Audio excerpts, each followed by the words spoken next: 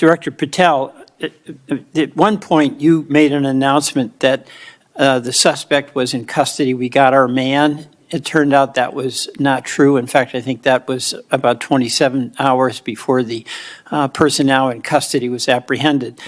Why did you make that statement? What the FBI does is not just locate and find suspects, but we also participate in eliminating subjects. And what we had at the time was a subject in custody in relation to this investigation. So in my commitment to work with the public to help identify subjects and suspects, I put that information out. And then when we interviewed him, I put out the results of that. So the director of the FBI just got caught lying under oath on live television in front of Congress and the whole country. Kash Patel, the man Trump put in charge of the most powerful law enforcement agency in America, sat in front of senators, raised his right hand, swore to tell the truth, and then proceeded to tell lies that were immediately contradicted by documents and video evidence that everyone could see. The chamber erupted.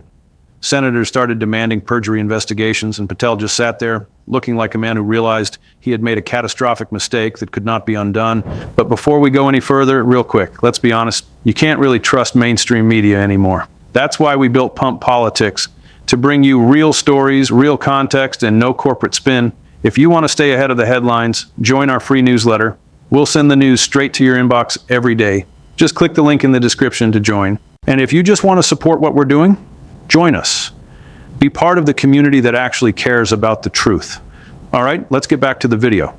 And could I have been more careful in my verbiage and included an A subject instead of subject? Sure, in the heat of the moment, but I was doing the best I could. In all candor, I don't quite get that, because if we have our man, that would suggest to the public that everybody can rest and relax and not then continue to provide information to local law enforcement and to you. So that was a mistake.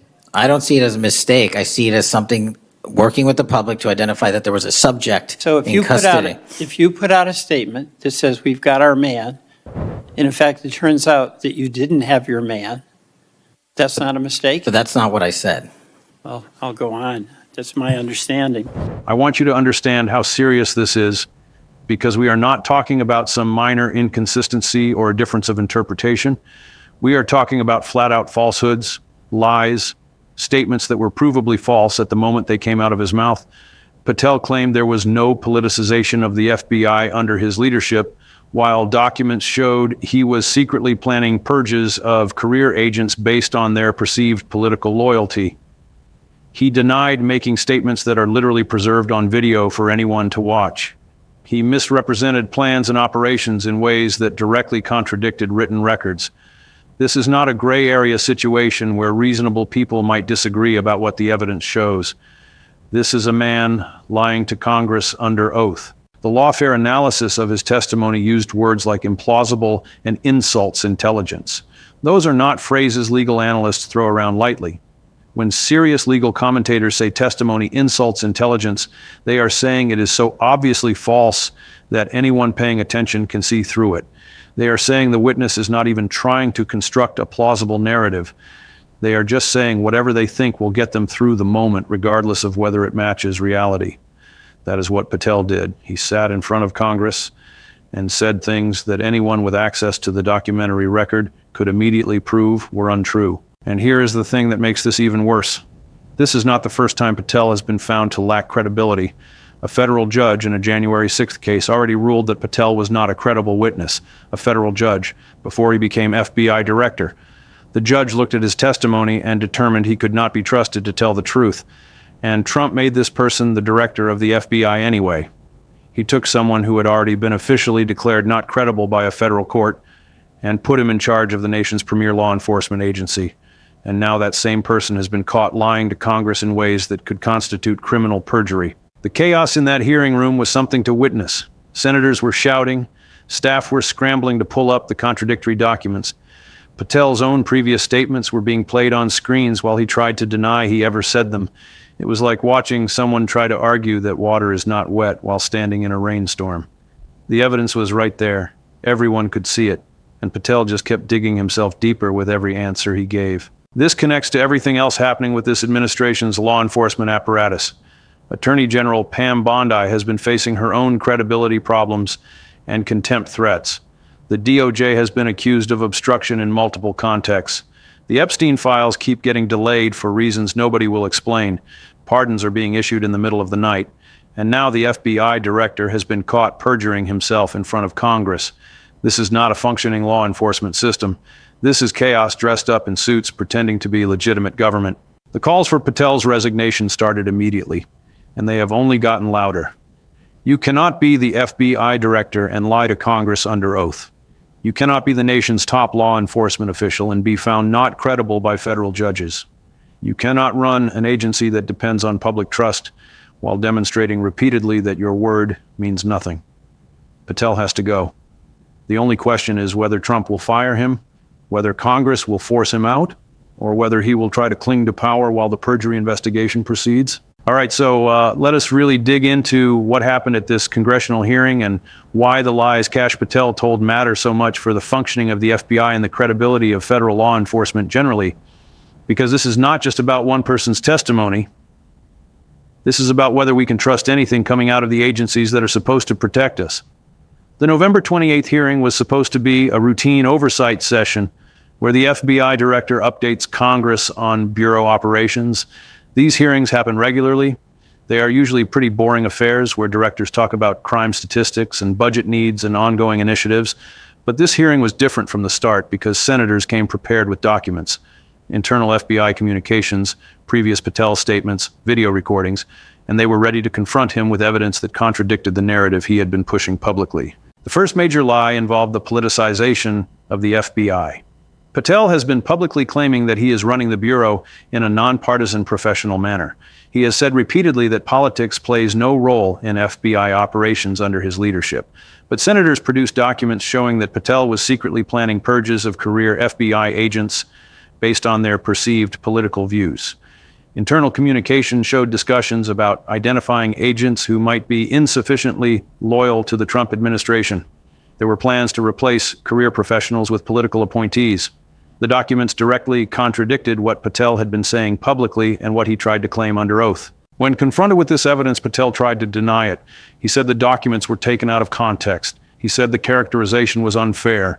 He said he never intended to politicize the Bureau, but the documents spoke for themselves. They showed planning for exactly the kind of political purge that Patel was denying.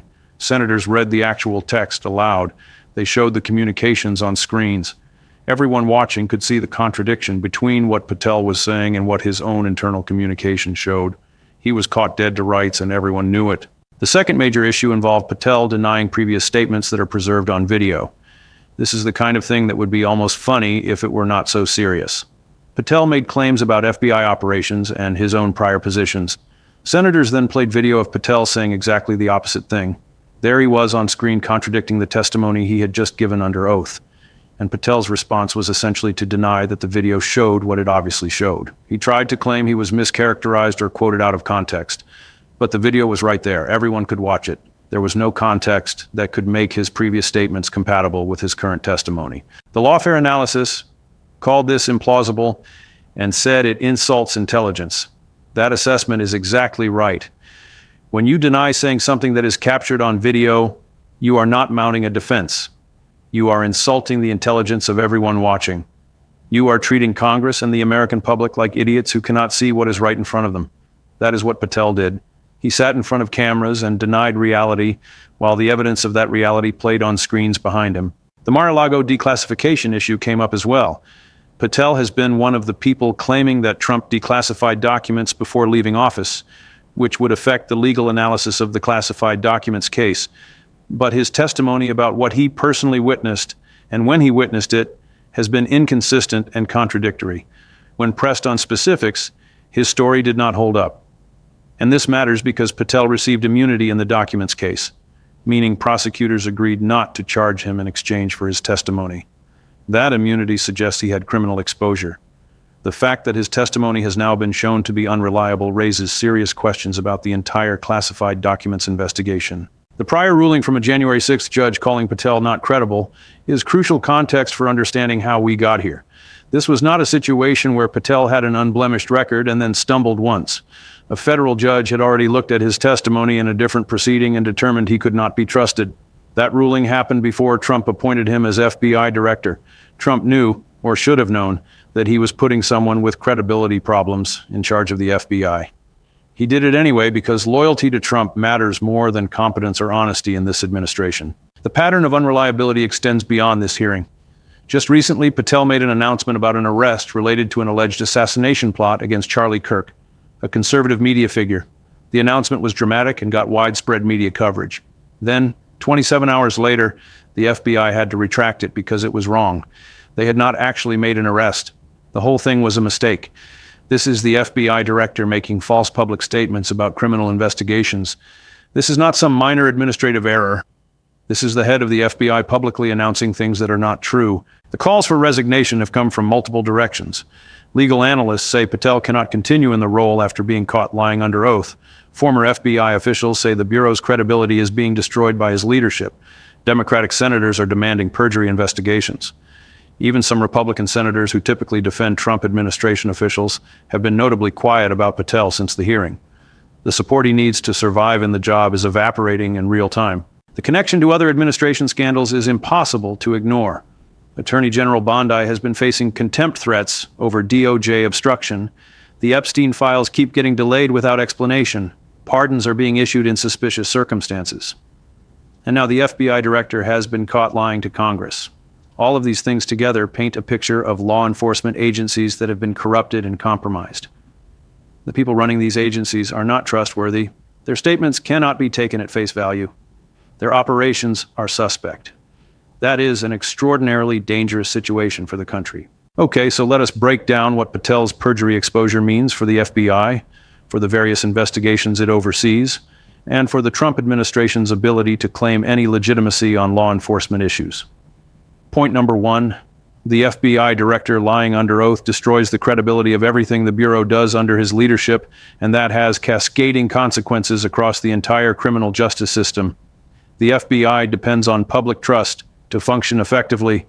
Witnesses cooperate because they believe the FBI will handle their information responsibly.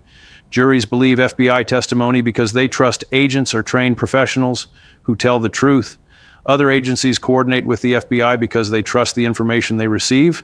When the director of the FBI is caught perjuring himself, that trust evaporates and it affects everything. Defense attorneys in every case where the FBI is involved can now point to Patel's lies and argue that the Bureau cannot be trusted.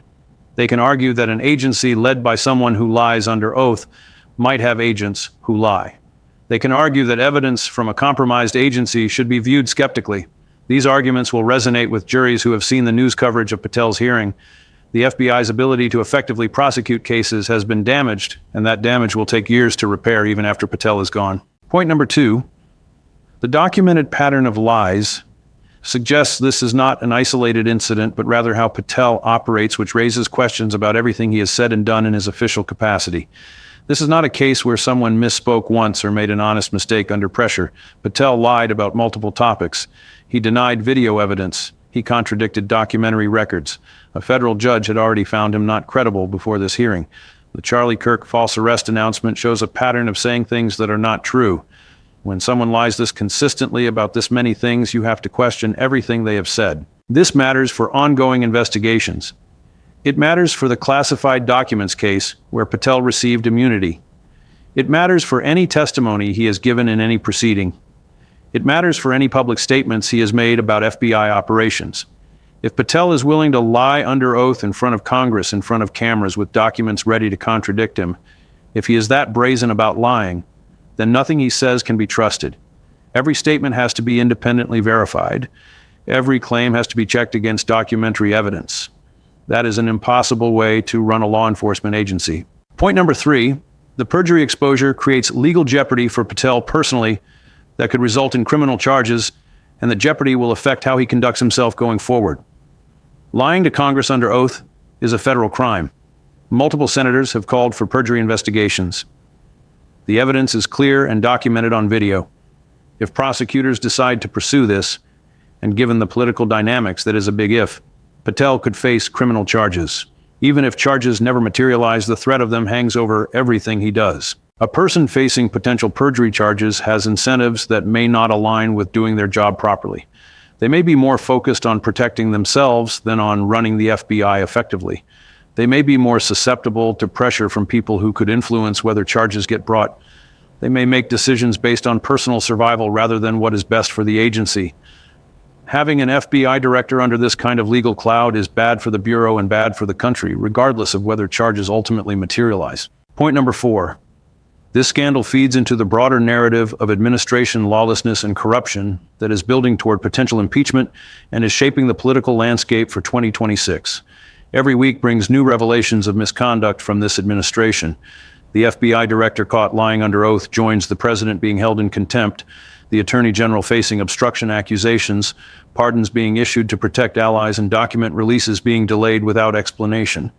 Taken together, these incidents tell a story of an administration that believes rules do not apply to them and that honesty is optional. Democrats are going to use all of this in the midterm campaigns. They are going to argue that Trump has corrupted every institution he touches.